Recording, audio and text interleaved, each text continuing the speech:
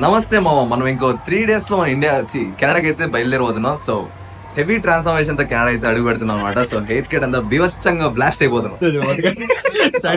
మరి full transformation కోసం మనకి ఏం హెయిర్ కట్ చేయాలో తెలియట్లేదు అనమాట. సో అందుకని మన హెయిర్ స్టైలిస్ట్ తీసుకొచ్చాం.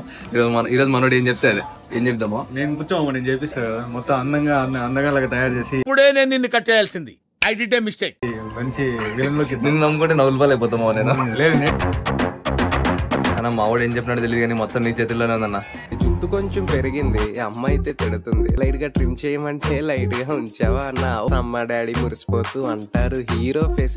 ఎంత లక్షణంగా ఉన్నావో చూడనా ముందే